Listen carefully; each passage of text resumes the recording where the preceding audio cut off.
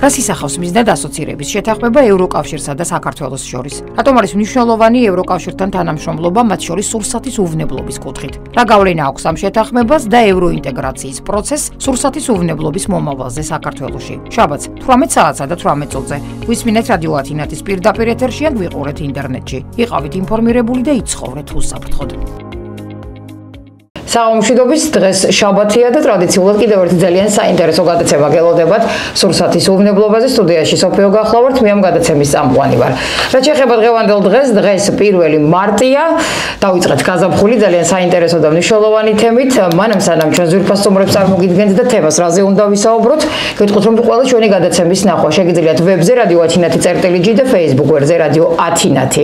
ასევე შეგიძლიათ გვიყუროთ Facebook ვერდიდან ლაივით და შესაბამისად ლაივის ქვეშ დატოვოთ მოკლე ტექსტური შეტყობინებები თუ გაქვთ სურვილი და გაგიჩნდებათ კითხვები. ცხადია ჩვენი სტუმრები, ჩვენი კომპეტენტური სტუმრები აუცილებლად გაგცემენ შესაბამის და სათანადო პასუხს. რაც შეეხება გადაცემას, ახორციელებს ჩეხეთის რესპუბლიკის კარიტასი აებ სამეგრელოს ხმასთან თანამშრომლობით ევროკავშირის მიერ მხარდაჭერილი პროექტი სურსათის უვნებლობის, სანიტარიისა და ფიტოსანიტარიის სექტორის მხარდაჭერა საქართველოში ENPARD 4-ის ფარგლებში.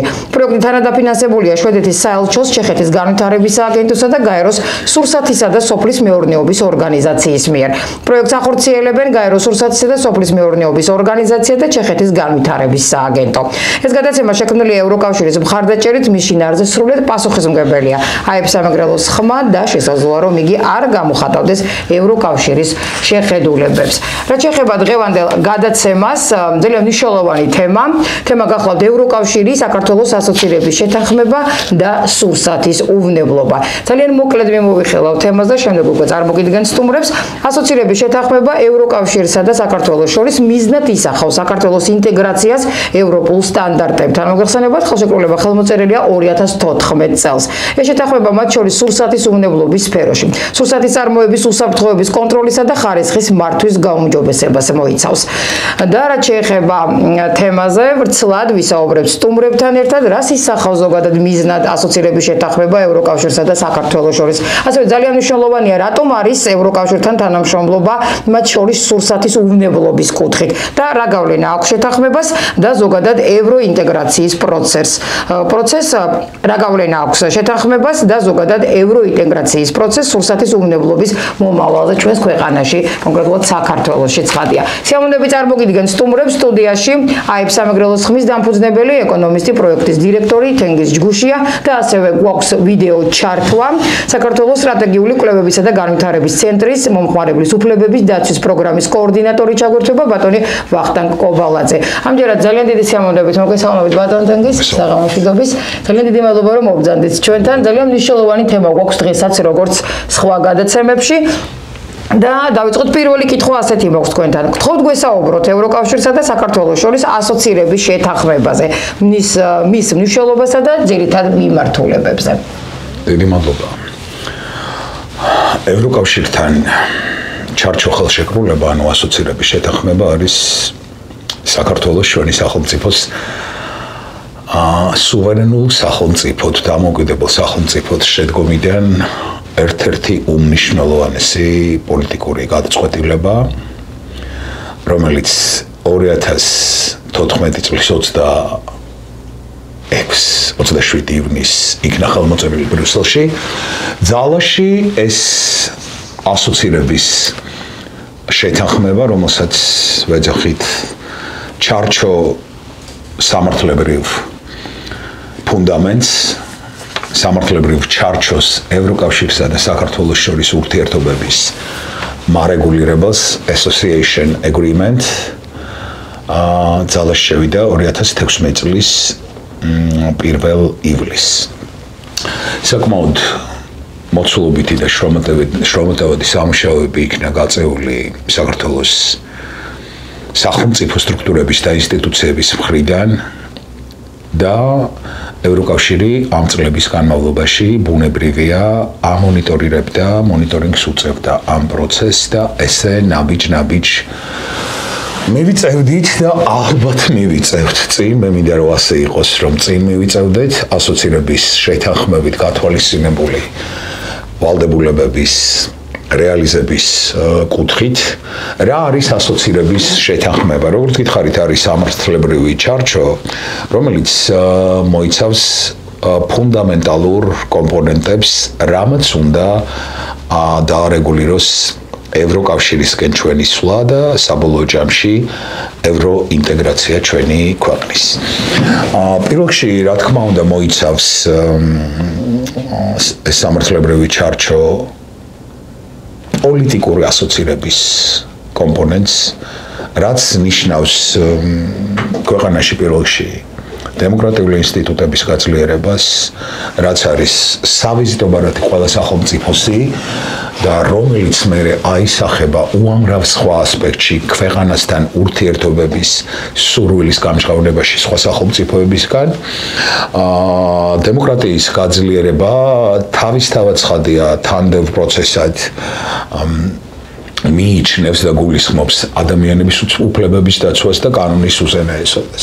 ანუ ძალიან ღია თამამად ხმამაღლა უნდა ვთქვათ, რომ ჩვენ ქართველები ვავლენთ მაღალი ხარისხის მზაობას იმისთვის, რომ დემოკრატიული ინსტიტუტების გასაძლიერებლად, კანონის უზენაესობის დასაცავად და ადამიანის უფლებების რეალიზებისთვის სად არის საქართველოს მოქალაქეები და ქართველი ხალხი მკვეთრი გამართული ნაბიჯების გადასატკმელად და შესაბამისად სახელმწიფო სტრუქტურებმა და ხელისუფლებამ უნდა უპასუხოს ამ ზაობას კონკრეტული ღონისძიებებით.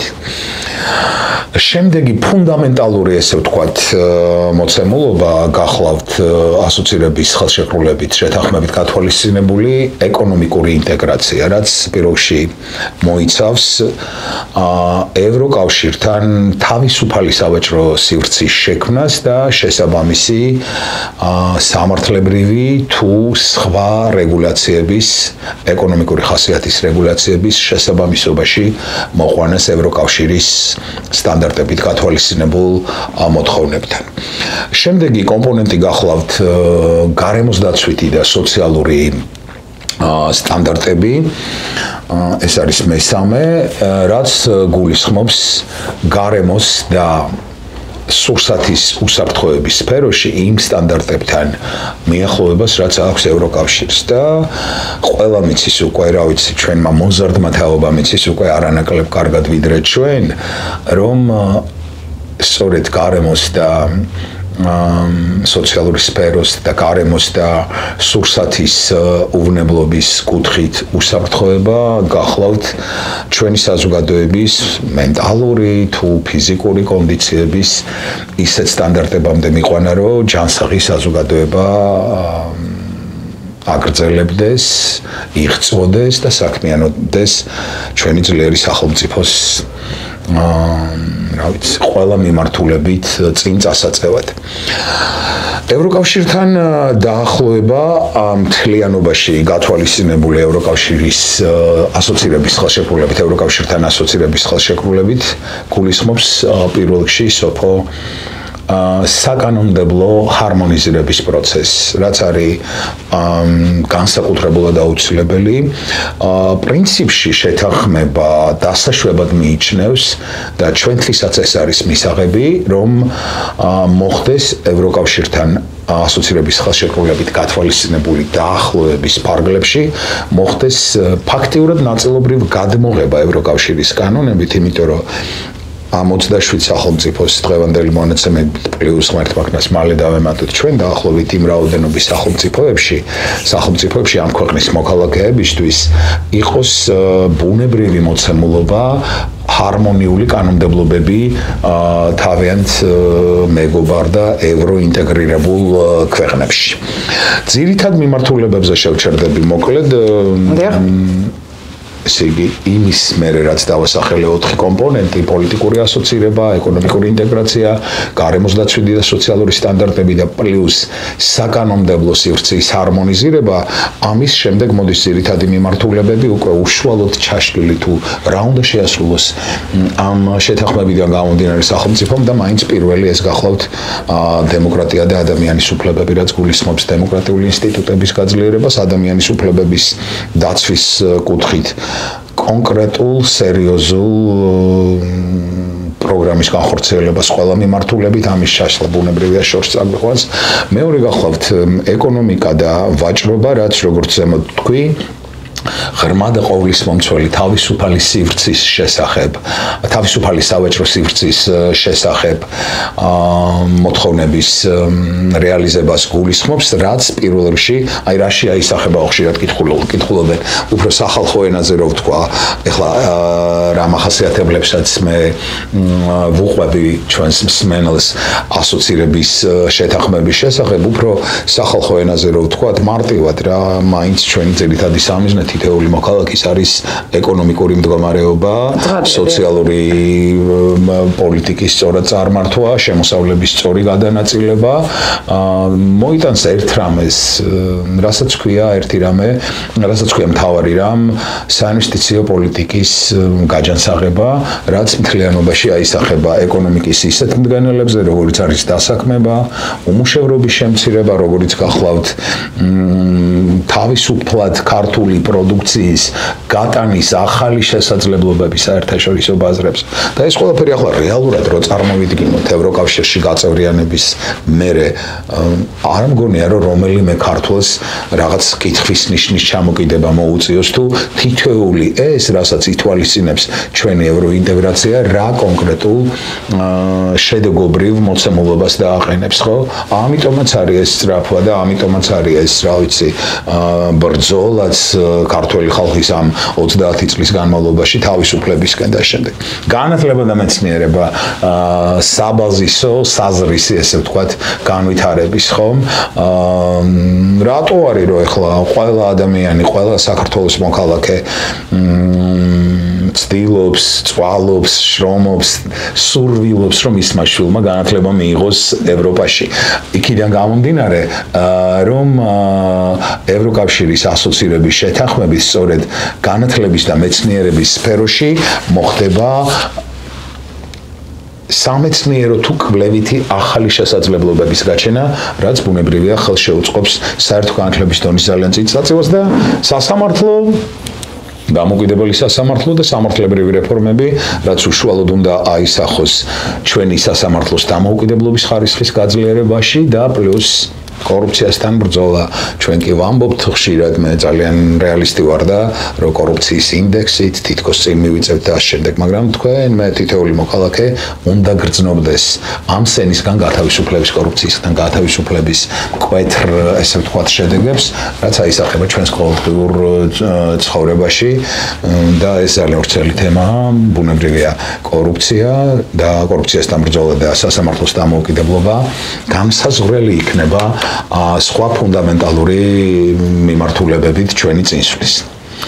დიდი მადლობა ასეთი ამომწორავი პასუხის. ამჯერად ჩვენ გვექნება როგორც გადაცემის დასაწყისში აღნიშნეთ, გვექნება ვიდეო ჩართვა და კიდევ ერთხელ შეგახსენებთ ჩვენი ვიდეო ჩართვის სტუმარი გახლავთ საქართველოს სტრატეგიული კვლევებისა და განვითარების ცენტრის მომხმარებლის უფლებების დაცვის პროგრამის კოორდინატორი ბატონი ვახტანგ კობალაძე. მოგესალმებით ბატონო ვახტანგ, საღამო მშვიდობის. დიდი მადლობა რომ გამონახეთ დრო და ჩაგვერთეთ პირდაპირ ეთერში. რამდენიმე კითხვა გვაქვს თქვენთან და ამჯერად გადმოვალ პირველი კითხვით. რა ვალდებულებები აიღო საქართველოს სურსათის უვნებლობის სფეროში ასოცირების შეთანხმებაზე ხელმოწერით და რა ეტაპზეა მათი შესრულება სადღეისოდ? ძალიან მნიშვნელოვანი ვალდებულებები აქვს ჩვენს ქვეყანას აღებული.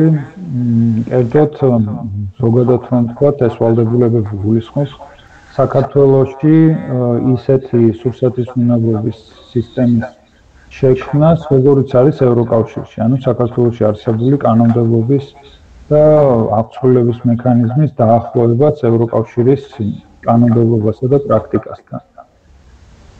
ეს ნამდვილად რთული შესასრულებელია, თუმცა დროც საკმაოდ ხანგრძლივი იყო გათვალისწინებული ამ ვალდებულებების შესასრულებლად.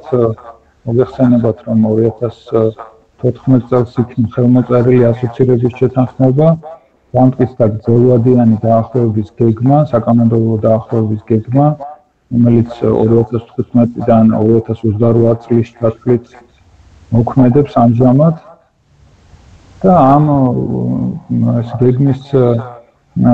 გეგმით გათვალისწინებულია ყოველწლიურად ძალიან ბევრი ნორმატიული აქტის მიღება, რომელიც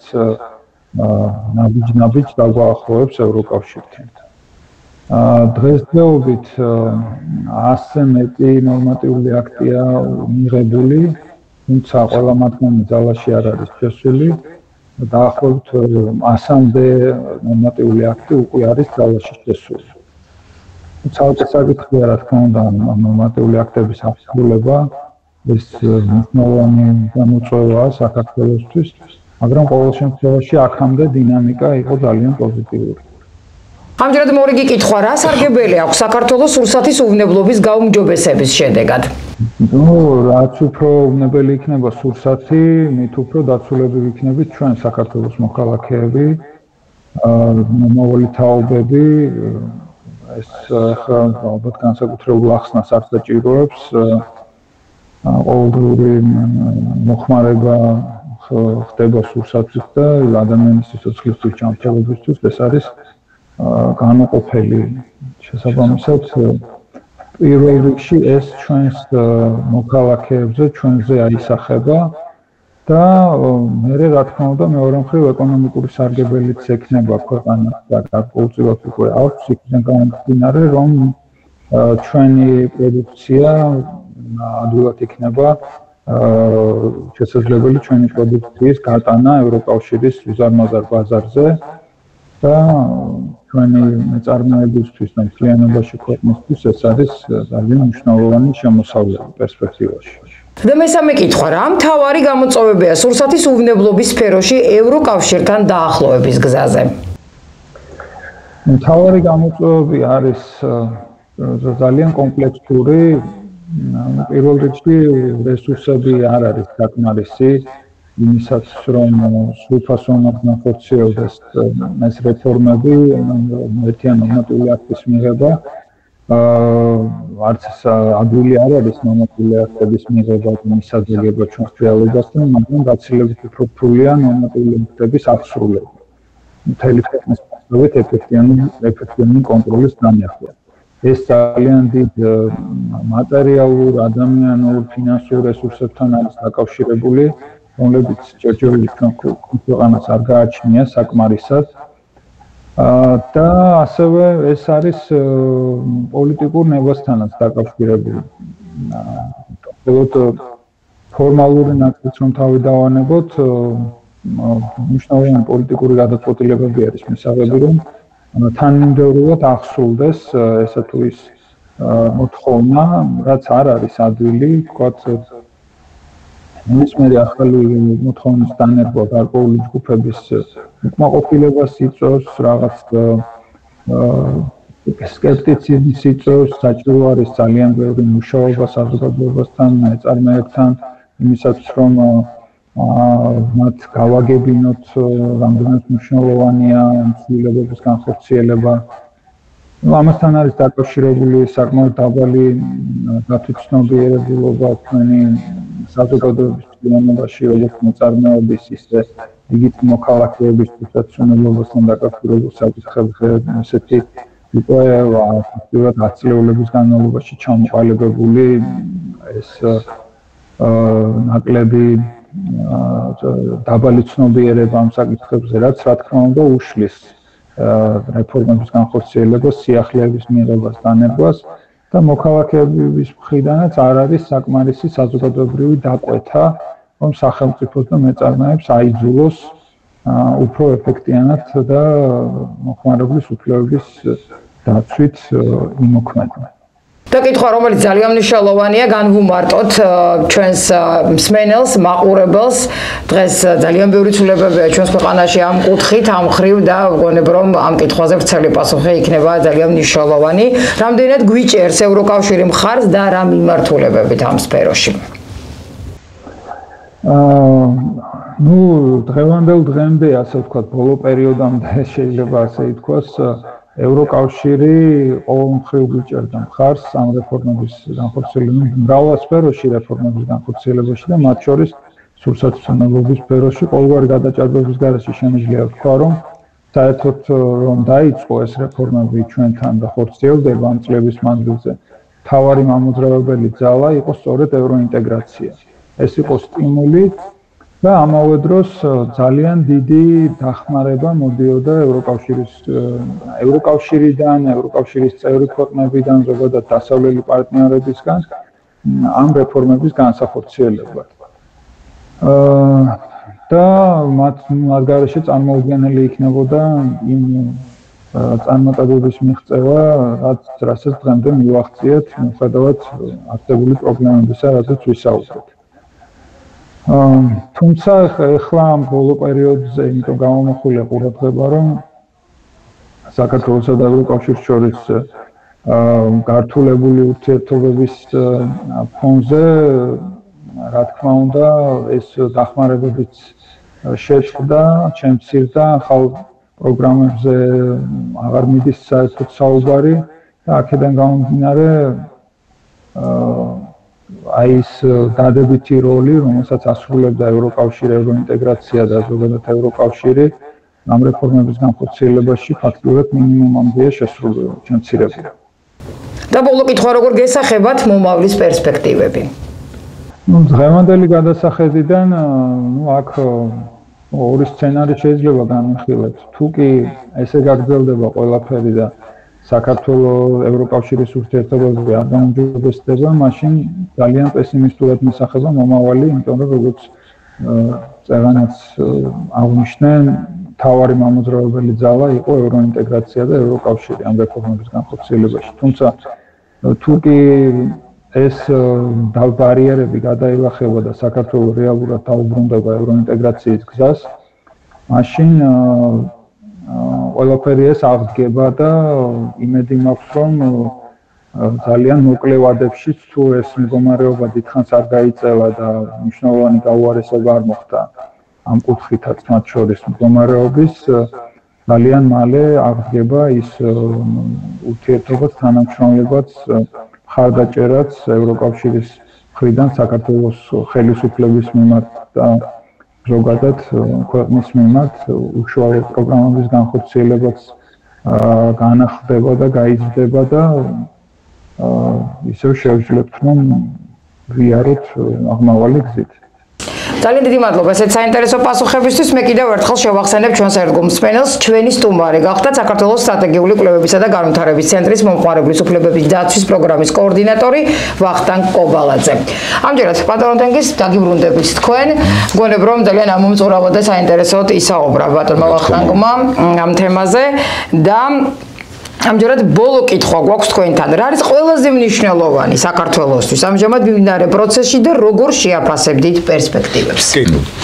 ყველა მიმართულება ერთნაირად მნიშვნელოვანია, რაღაც ცალკე გამოყოფა ამ ჯაჭვიდან, შეთანხმების, ასოცირების შეთანხმების ჯაჭვიდან რამის ესე ვთქვათ პრიორიტიზირება არ მგონია რომ იყოს მართებული, მაგრამ ჩვენი მოქალაქეებისთვის, აი ყველაზე ნათელმყოფელი, ცხადმყოფელი მათთვის ევროპული პერსპექტივის დასანახად აი პირველ რიგში რასი აისახება, მაინც ადამიანი პირველ რიგში ფიქრობს თავის ჯანმრთელობაზე, იმ გარემოს უსაფრთხოებაზე, რომელშიც ცხოვრობს და იმ სურსათის უვნებლობაზე, რომელსაც ის მოიხმარს და შესაბამისად ამ ჩართვითაც კარგად გამოჩნდა რამდენად მნიშვნელოვანი კომპონენტია სურსათის უვნებლობა ასოცირების შეთანხმებაში და მეც ვისარგებლებ შემთხვევით და მადლობას ვეთქვი მთლიანად ამ ინსტიტუტს, ძალიან სერიოზულ ორგანიზაციას CSRDG-ს და მის ექსპერტს ბატონ ვახტანგ კობალაძეს, რომელიც ძალიან ეფექტიანად მუშაობს ამ სფეროში წლების განმავლობაში. შესაბამისად სურსათის უვნებლობის კუთხით გადადგმული და გადასადგმელი ნაბიჯები მთლიანობაში მოგვცევს იმ სურათს, რომ ჩვენ გვექნება უსაფრთხო გარემო და უსაფრთხო სურსათის უვნებლობის პოლიტიკა ჩვენს ქვეყანაში, რის გარეშეც ევროინტეგრაცია წარმოუდგენელია. ერთ მაგალითს ვიტყვი ამაყად და სიამოვნებით ამ პროექტის პარალელში თქვენთან ერთად პარტნიორობით, ათინათთან ერთად პარტნიორობით, აი გუშინ ვნახე თვალნათლივ რა შედეგები უკვე მოაქვს ევრომისწრაფებების სწორად რეალიზებას, გვქონდა სერიოზული ღონისძიება, აქტივობა, ანუ ზუგდიდის 4 საჯარო სკოლაში, მეორე საჯარო სკოლიდან ორი ჯგუფი, ოდიშის საჯარო სკოლა და ფრანგული ლიცეუმის მაღალი კლასის მოსწავლეები იღებულობდნენ მონაწილეობას გადაცემაში. აი, ყველანაირ მოლოდინს გადააჭარბა ჩვენი ზუგდიდელი მოსწავლეების და მათი სახელოვანი მასწავლებლების,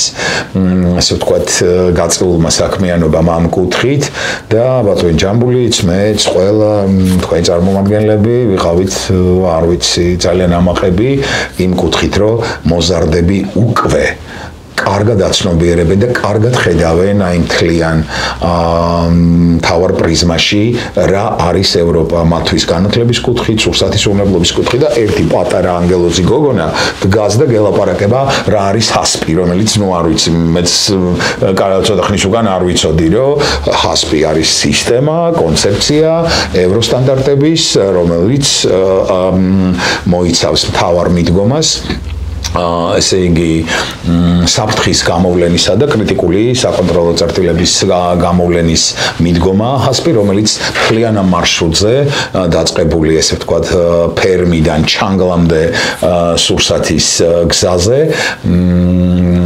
განაპირობებს ყველა საფრთხის იდენტიფიცირებას, ყველა წერტილის გამოვლენას, საკონტროლო სისტემის უწყვეტ ჯაჭვს და საბოლოო ჯამში ამ მიდგომის საფუძველზე ჩვენ შეიძლება ვიყოთ უვნებელ სურსათთან ძალიან ახლოს. ყველა მნიშვნელობა მნიშვნელოვანია, ყველა მიმართულება მნიშვნელოვანია ევროასოცირების შეთანხმების ფარგლებში გათვალისწინებული. გარკვეული სირთულეები, რა თქმა უნდა, არსებობს და მე ახლა ამ ნაწილს არ შევეხები ამ გადაცემაში, მაგრამ დარწმუნებული ვარ, რომ ვერაფერი საქართველოს მოსახლეობის და განსაკუთრებით ჩვენი ახალგაზრდების ესეთ შეუვალ სწრაფვას ევროპისკენ და ევროინტეგრაციისკენ ვერც ერთი სხვა აქტორი ამას ვერ შეაჩერებს. იმიტომ რომ ამ ახალგაზრდობას გაკეთებული აქვს ის არჩევანი, რაც ჩვენს ისტორიულ არჩევანთან, ევროპულ არჩევანთან არის სრულ კორელაციაში და ჰარმონიაში. წარმატებას უსურვებს საქართველოს და მის ყველა მოქალაქეს და განსაკუთრებით ჩვენი შვილების თაობას ამ გზაზე არა ადვილ, არა იოლ, მაგრამ ძალიან რთულ გზაზე ღირსეული და ამაყი შედეგებისკენ, საამაყო შედეგებისკენ. ძალიან კარგია და მისასალმებელია, რომ სკოლის ასაკიდან ეცნობიან ამ ფილმებს და იციან რა უნდათ. ეს არის ყველაზე მნიშვნელოვანი.